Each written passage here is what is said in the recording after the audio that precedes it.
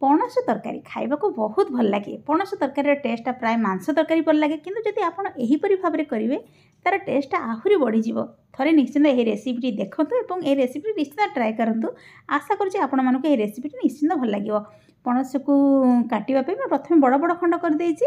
एमती कले पणस काटिबाटा सहज हुए, सेतिबे मु पणस को बड़ बड़ खंड कर देइछि, तार चोपा छळे दउछि। ए रेसिपी मु किछि आलू को नैछि, आलू को मध्य दुई दुई फाळ कर रखि देइछि। वर्तमान देखंतु आलू को दुई दुई फाळ कर देइछि एवं पणस को काटि रखि देइछि।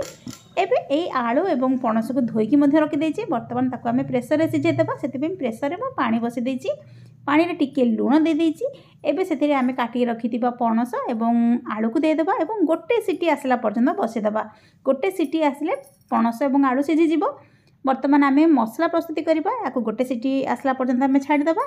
से समय आमे मसला प्रस्तुति करिबा। सेति पे गोटे करेई रे गोटे चामच धनिया, गोटे चामच जीरा, दुईटी सुखिला लंका नौची, किछि दालचीनी, लवंग एवं किछि गोलमरिच नैची। वर्तमान स्लो फ्लेम रे आमे मसलाटा को टिके भाजी देबा। ए मसलार बास्नाटा हमर पणस तरकारी पे बहुत टेस्टी करैबो।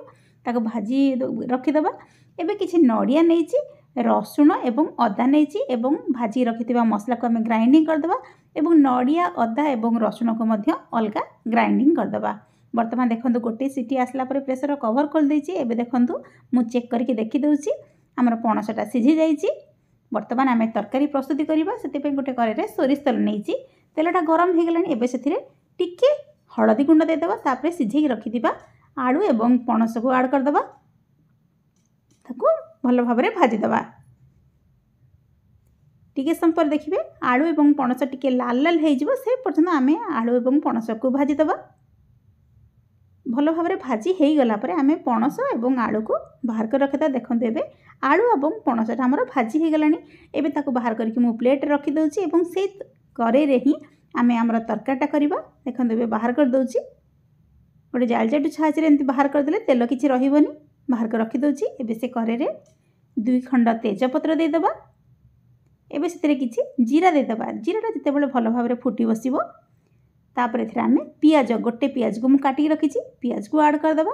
ताको स्लो फ्लेम रे भाजी देबा। पियाजटा लाल होला पर्यंत आमे पियाज को भाजी देबा। वर्तमान देखंतु पियाजटा लाल हे गलानी। एबे सेतिरे दुईटी टमाटर को मु काटि रखिछि, टमाटर को ऐड कर दउछि। टमाटर देके ताको टिके सम भाजी देबा। तापर एथिरे हळदी गुंड एवं स्वाद हिसाब रे लंका गुंड दे देबा। लंका गुंड देके ताको मध्य भल भाबरे कसे देबा। टिके समय कसे सारला परे एथिरे आमे जो नडिया अदा एवं रसुण देकी जो पेस्ट करथिले से पेस्ट को एथिरे आमे ऐड कर देबा। एबे ऐड कर देली नडिया अदा एवं रसुण देकी आमे गोटे पेस्ट प्रस्तुत करथिले से पेस्टा को ऐड कर देली। वर्तमान टिके टिके पानी देके आमे मसलाटा को भल भाबरे कसे देबा। जे पर्यंत मसला रु तेल न छाड़ीछि आमे से पर्यंत मसलाटा को कसे देबा। मसलाटा भल भाबरे कसी हेले तरकारीटा खाइबा को भल लागिଥାଏ।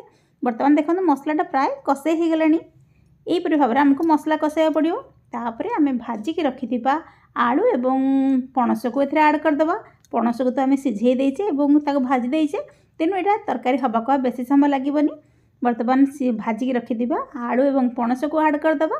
ताको टिके समय कसे देबा। तापर एथिरे आमे पणस सिझेला बेले जो पानी देइथिले से पानीटा दे देबा। ताको फुटिया पे छाडी देबा। जेते बेले भलो भाबरे फुटी बसिबो सेते बेले आमे जो गुंड मसलाटी आमे प्रस्तुति करथिले धनिया, जीरा, लंका देके आमे जो गुंड मसलाटी प्रस्तुति करथिले ताको आमे ग्राइंडिंग कर देइछे।